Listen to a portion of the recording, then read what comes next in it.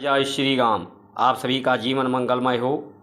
भारत संस्कार मंच YouTube channel, Facebook, Instagram, Twitter के माध्यम से जन जागृति अभियान संचार क्रांति में आप सभी महानुभावों का वंदन, अभिनंदन एवं स्वागत है। हमारे भारत की संस्कार संस्कृति अमर ग्रंथ जीवन का दर्श कराने वाली, 10 वर्ष कराने वाली, भव सागर से पार कराने वाली, पापों से तारने वाली ये अमर ग्रंथ है जो मर्म को जगाने वाली है। मनुष्य के अंदर 14 मर्म होते हैं, मुलायम स्थान होते हैं। ये मर्म काम, क्रोध, लोभ, मोह के गर्मी से, तापक्रम से, जिसमें श्वसन की क्रिया गति तेज होती है, ये मर्म कठोर हो जाते हैं।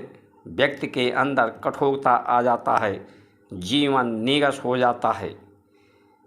जिस भारत में अमर ग्रंथ हो, अमर शहीद हों, अमर बलिदानी हों, अमर पुरुष हों, अमरत्व को प्राप्त कराने वाले 4 पुरुषार्थ हों, उस भारत में समस्याओं का अंबार लगा हो, तो ये समझने का, सचेत होने का अवसर है कि भारत की संस्कार संस्कृति को लोग जीवन में महत्व नहीं दे रहे हैं, इसका उपहास उड़ा रहे हैं। व्यय को बढ़ा करके लालच, अज्ञानता के कारण जो भोग तत्व हैं, जो वासनाओं को बढ़ाते हैं, वो मर्म को समाप्त करते हैं। इसलिए जीवन का मर्म हमारे जो शास्त्र हैं, संस्कार हैं, जीवन के मर्म के दर्श स्पर्श कराने वाले हैं। भारत की संस्कार संस्कृति की रक्षा होगी तो सभी लोग स्वस्थ होंगे, सभी लोग एक दूसरे से सरोकार करेंगे, स्वागत से ऊपर उठ करके सहकार करेंगे, सत्कार करेंगे, सद्भावना होगी, संवेदनशील होंगे, संवाद लोगों में रहेगा, लोगों सुख शांति आनंदमय जीवन की यात्रा को परिपूर्ण करेंगे। इसलिए इसके महत्व की जागृति में आप सभी महान भाव सब्सक्राइब, लाइक, शेयर, फॉलो इस वीडियो को करके अपने सहयोग प्रदान करने की कृपा करें और परमात्मा के परमार्थी बने, परम गति को प्राप्त करें, परमात्मा की कृपा को प्राप्त करें।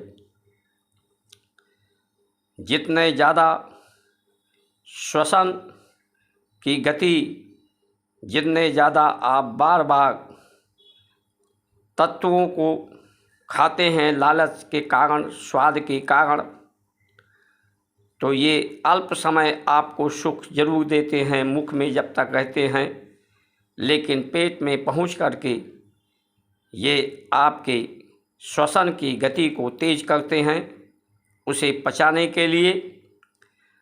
और ये जब इसमें जैविकता नहीं होती, जीवाणु नहीं होते, जो आप स्वाद के लिए जीवाणुओं को समाप्त कर देते हैं, प्रोसेसिंग फूड को लेते हैं, जो उसकी प्राकृतिक अवस्था है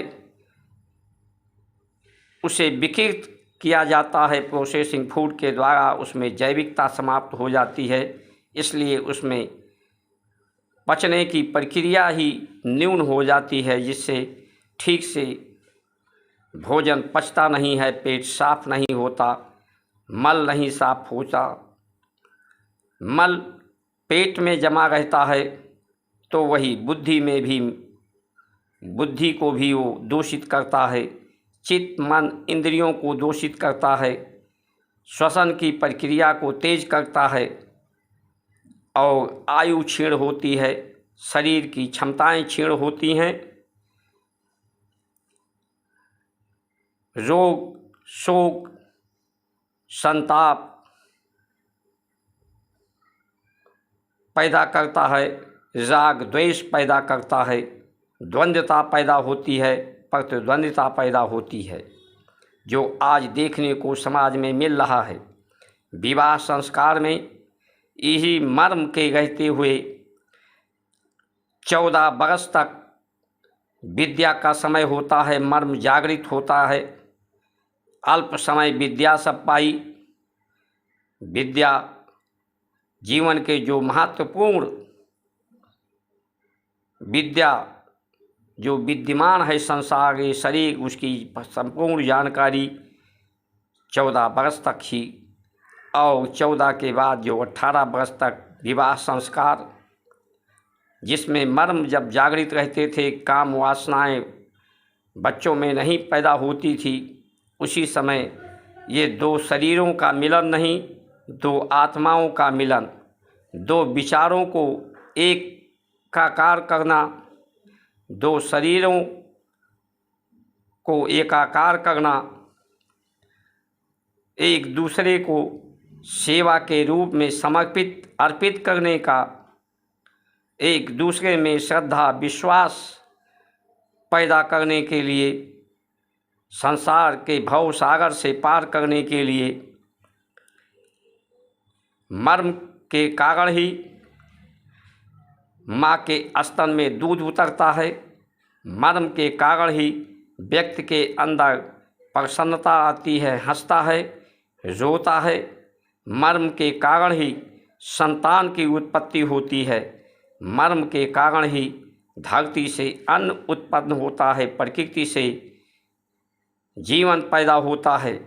लेकिन आज प्रकृति को भी हम प्रदूषित कर रहे हैं, उसके महत्व को ही समाप्त करने पे लगे हैं, जीवन के महत्व को ही समाप्त करने लगे हैं। जो भारत की संस्कार संस्कृति का उपहास करते हैं, किसी लालच स्वार्थिक अज्ञानता के कारण वो दूसरों के दुश्मन तो बाद में हैं, सबसे पहले वो स्वयं के हुई सबसे बड़े शत्रु बन बैठे हैं, परिवार के शत्रु बन बैठे हैं, समाज के ऐसे लोग शत्रु बन बैठे हैं। इसलिए भारत की संस्कार संस्कृति सनातन धर्म की रक्षा होगी, इसकी उत्थान होगा, जिसके लिए लोगों ने अपनी चोटी नहीं कटाई, सर कटवा दिया। चंदन तिलक वेशभूषा भोजन को न बदल करके परिस्थितियां आई कि बदलने के लिए विवश किया गया लोगों को, लेकिन इसे न स्वीकार करके अपने सर को कटाना उचित समझा, युद्ध किया। आज हम उन अमर शहीदों के, अमर बलिदानियों के, अमर महापुरुषों के का अपमान कर रहे हैं, उपहास कर रहे हैं और अपने जीवन का उपहास कर रहे हैं, परिवार के उपहास कर रहे हैं। इसलिए इस समय जागृत होने का समय है। जात पात भाषा लिंग से ऊपर उठकर स्वार्थ से ऊपर उठकर परमार्थ करने का समय है, परम गति प्राप्त करने का समय है, सबको एकजुट होने का समय है, भारत की संस्कार संस्कृति सनातन धर्म की रक्षा करने का समय है, प्रकृति को संरक्षित सुगंधित करने का समय है। नहीं तो ना प्रकृति बांझ हो जाएगी, धरती बांझ हो जाएगी। प्रकृति से जीवन पैदा होने के बजाय आपदाएं पैदा होंगी और जनजीवन नष्ट होने के कगार पर हम लोग पहुंच रहे हैं। इसलिए तत्काल सचेत होना सबके लिए आवश्यक है।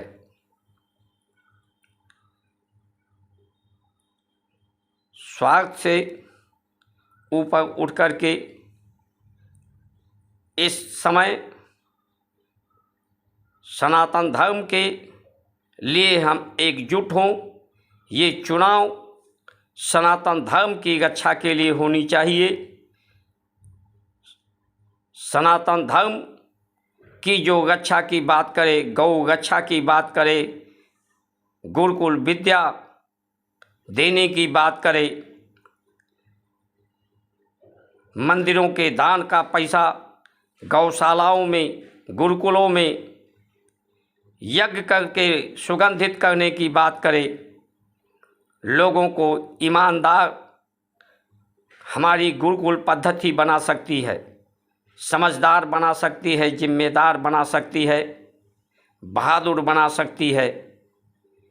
इसी से हर परिवार का, हर व्यक्ति का, समाज का, भारत का, विश्व का कल्याण होगा।